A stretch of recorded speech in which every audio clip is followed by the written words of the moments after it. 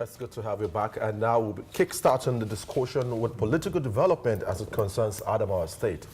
More and more people are joining the Adamawa State governorship race ahead of the 2019 election.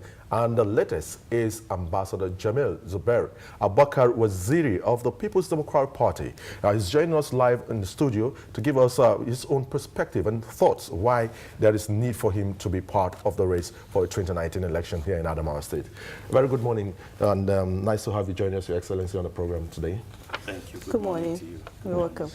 Yeah, so how has it been? And for you, I can see you're still looking very, very active.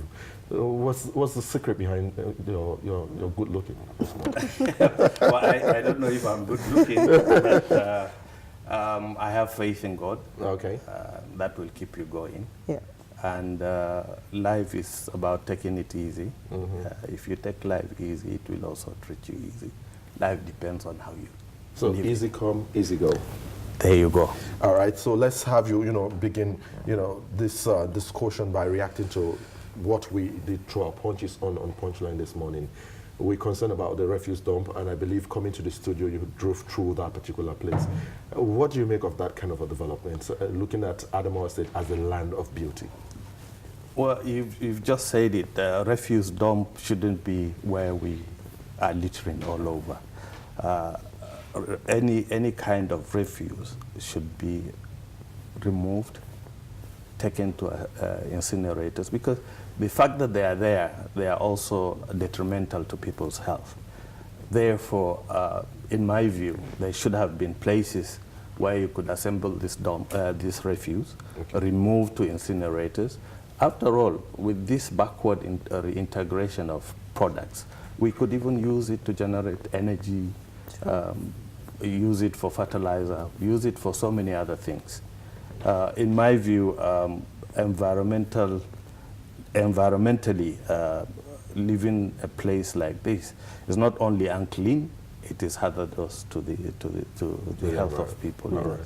So basically, it contradicts what we pride ourselves with, Adamawa State, the land of beauty. Oh, definitely. Okay. So now, too many things for us to talk about this morning, isn't it? So let's pick up on political marches. You're also interested in the race, in the governorship race, in Adamawa State and all of that. What is that thing that caught your attention that possibly you really want to change in the state? Thank you. There are so many things. It's not just one thing that triggers my ambition. So what are those? Yes. My motivation comes from the fact that, one, having lived in this state, being a citizen of this state, and having seen the progress of so many other states in the Federation, I consider Adamawa's development as an interrupted development. Interrupted in so many ways. One, Adamawa used to pride itself with so many things, educationally, agriculturally, peaceful coexistence. We are a proud state, proud in our culture, proud in whatever we do because we always excel. Unfortunately, most of these things have now been reduced. We need to revamp our economy. We need to emancipate our people. We also need to provide the environment that will reduce poverty, food insecurity, and provide also opportunities for employment for our teeming youth who have been running around. Restiveness, as you can see, has been the things of the day nowadays.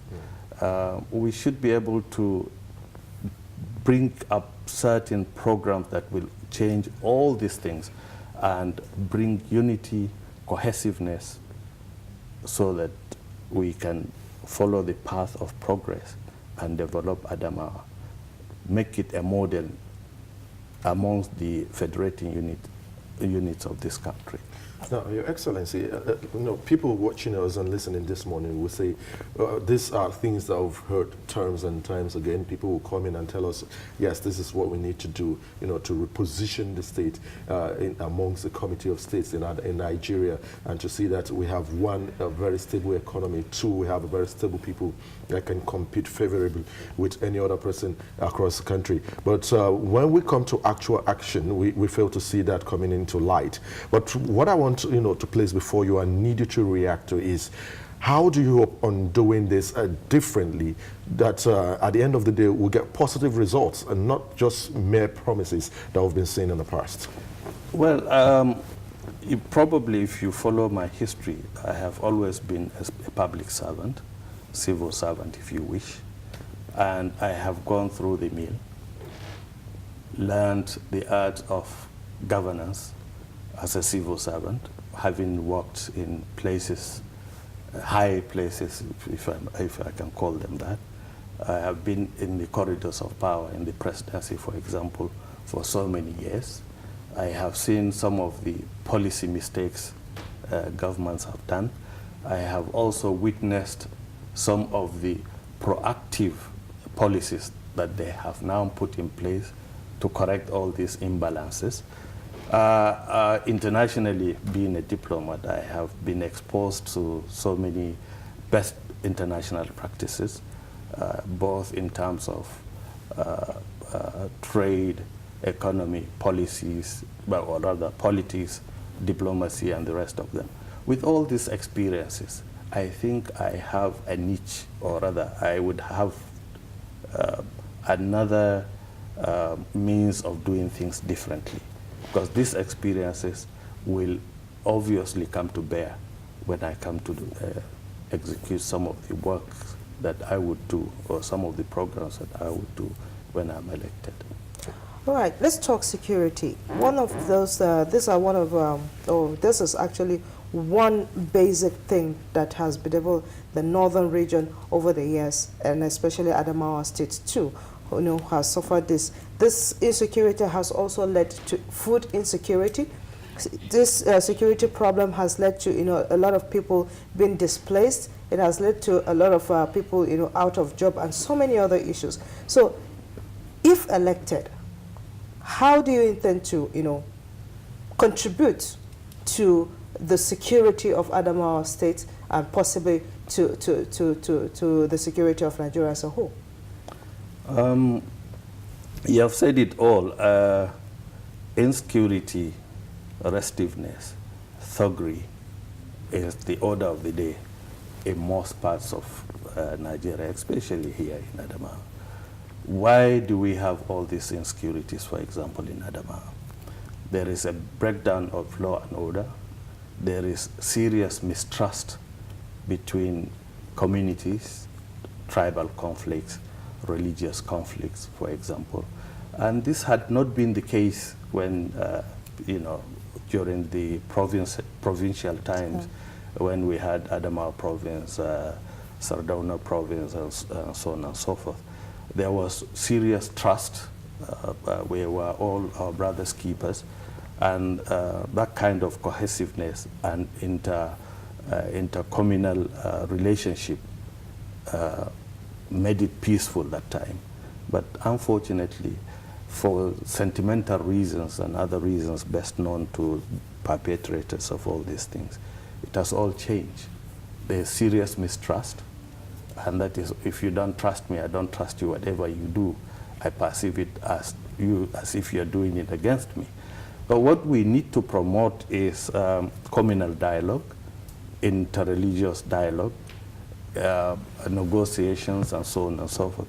I'm sure with the right kind of leadership and probably committees, interreligious, intertribal committees that we could possibly set up, we will come to the table and agree. After all, we all belong to Adamawa. So how can you define the right kind of leadership?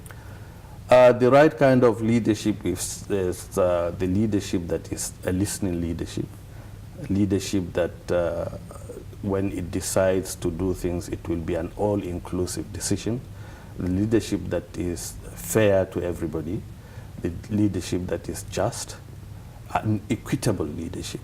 That's the kind of leadership we need, and the kind of leadership that will take us out of this doldrum. And that's what you're promising Adamawa people? Oh yes, with their support and cooperation, I'm sure together we can do it better. So, sorry, let me pick up on this issue again. The issue of agriculture, which of course, excuse me, is the mainstay of Adamawa people. They are known for agricultural production and all of that.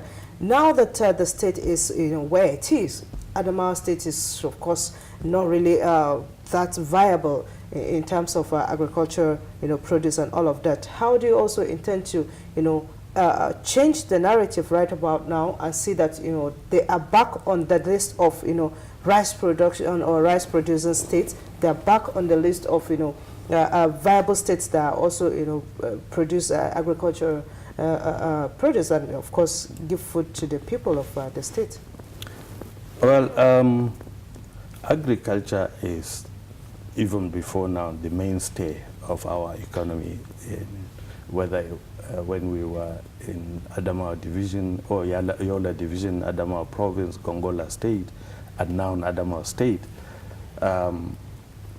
It should, in my view, be given a priority place, because that's the mainstay of our economy.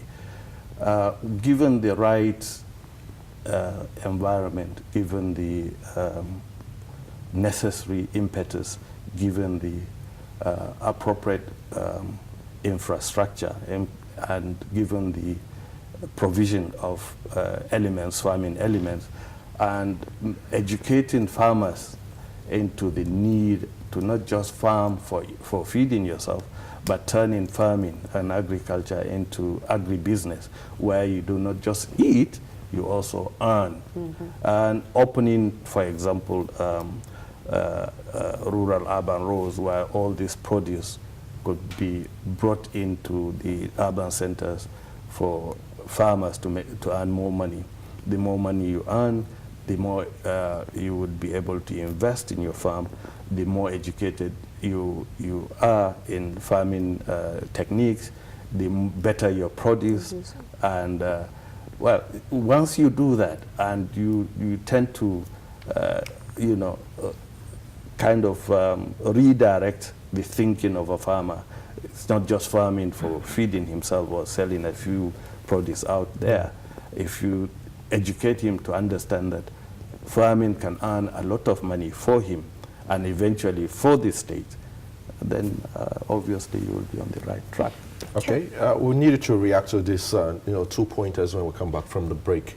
I know you're not the only one who's shown interest under the People's Democratic Party to vie for the position of the governorship here in Adamawa State. There are many things that will come into play. That you have to talk about the place of internal party politics that will allow for, a free, fair, credible primaries that would bring out a flag bearer that would, go into the 2019 election. What kind of trust do you have for your party in conducting that free, credible primaries that will allow for someone to emerge, knowing that the PDP once had a story tale that is tied to it, imposition of candidate. And also we'll talk about the place of money-back politics and how that on its own is affecting Nigeria's political progress, looking at how we've evolved over time. These are things we need to talk about when we come back from the break.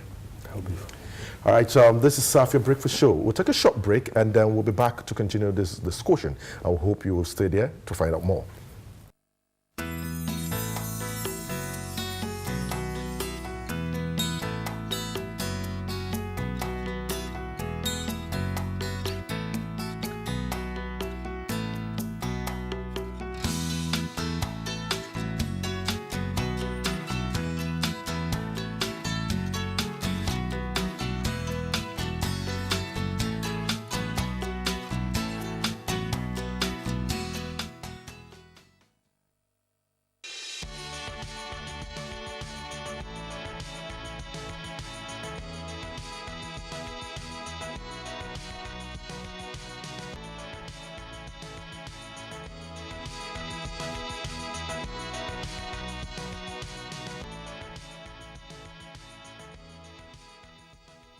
Welcome back. If you just joined us, you're watching Safiya Breakfast Show.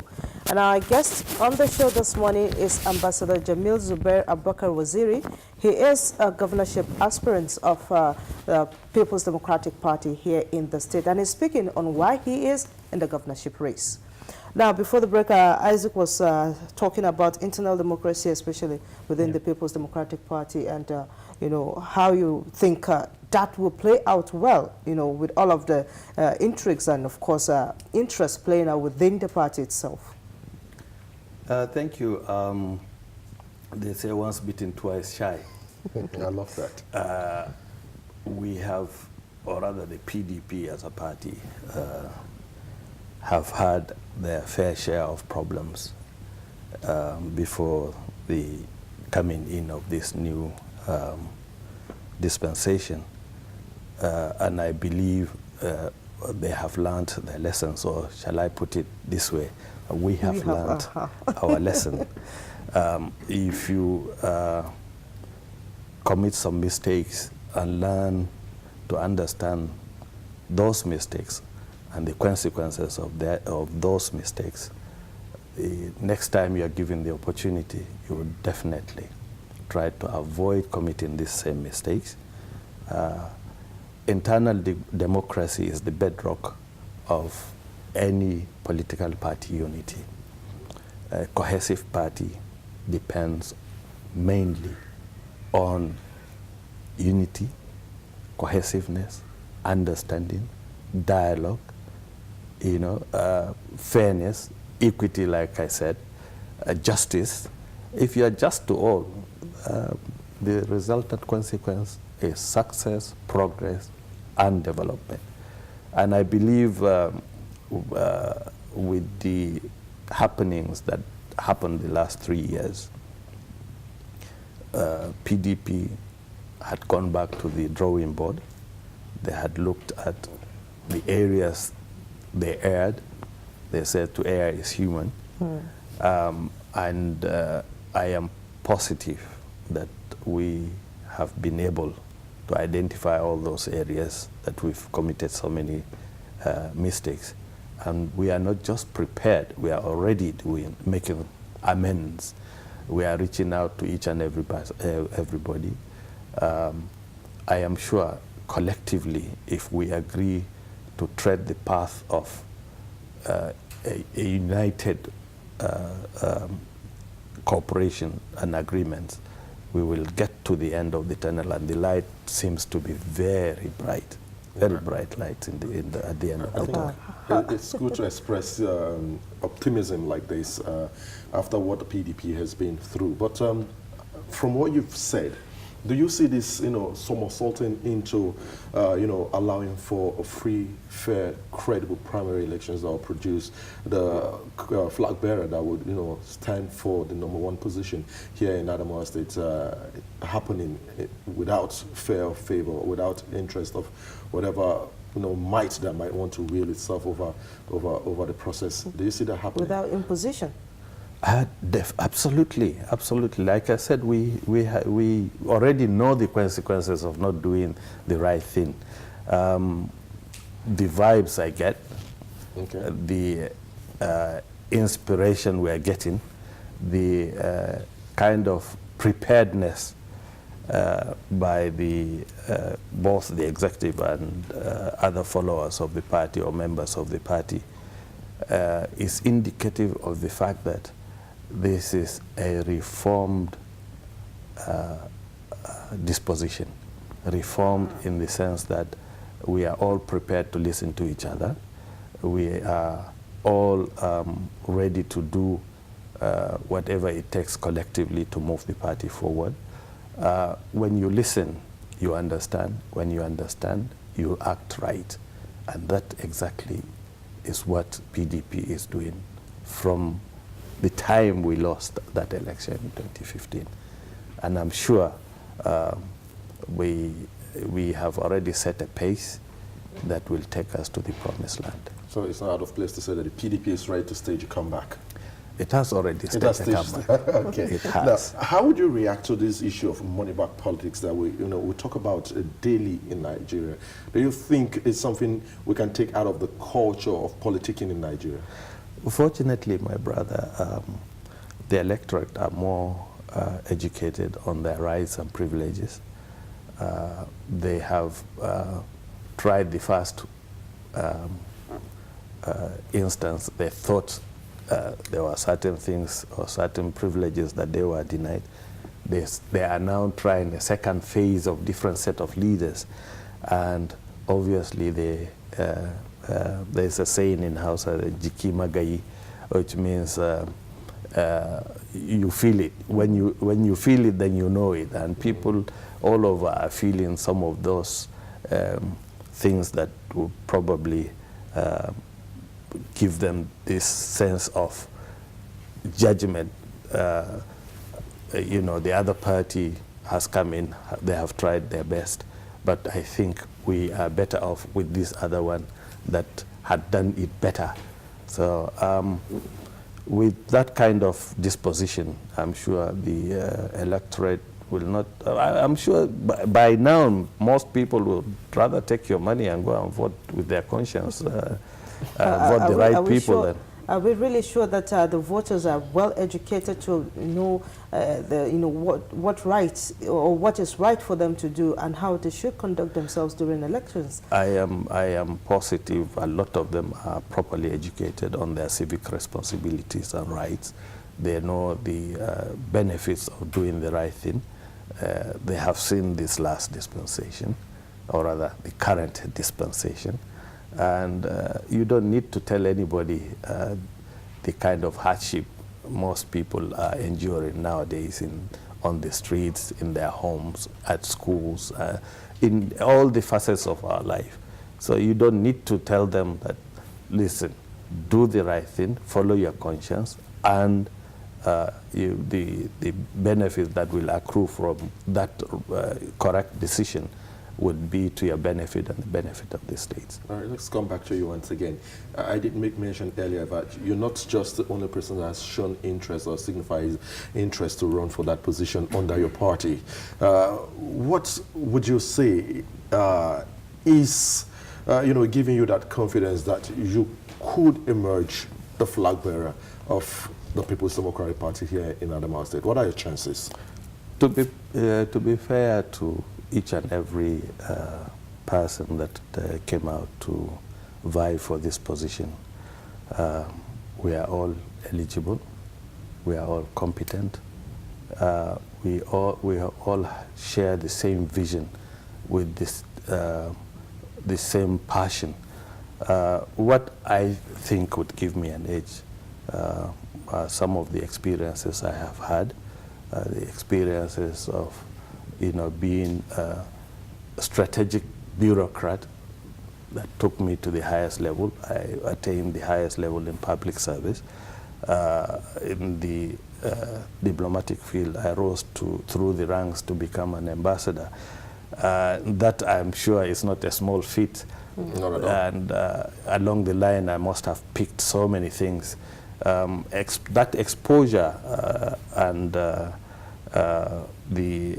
experiences that I have gained through time for over 30-something years, I believe will give me a better, standing amongst the qualified people that came out to. But how popular is this opinion amongst the voting population?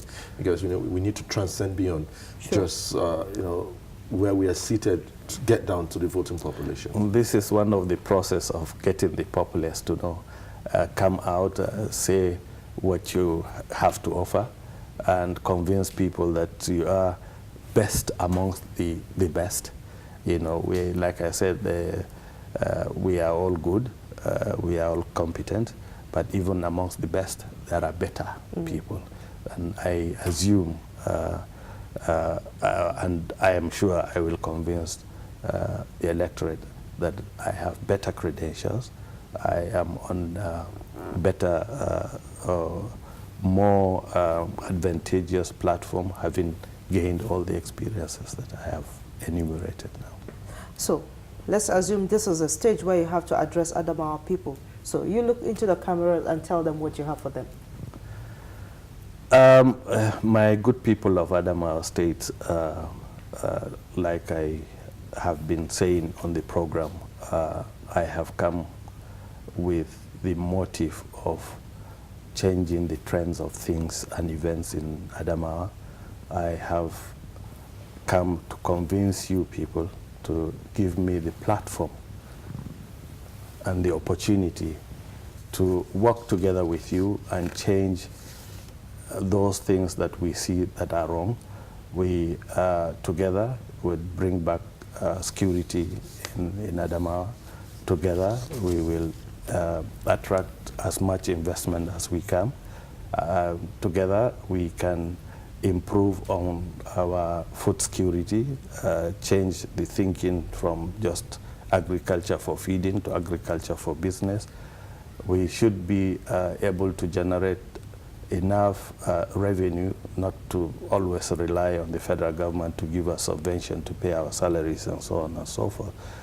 I am sure if you give me the opportunity, I would be able not just to be a governor, but a leader, or rather somebody who will be in the front and would expect that we will move together. Like my slogan says, together we can do it better. Absolutely. Thank you so much.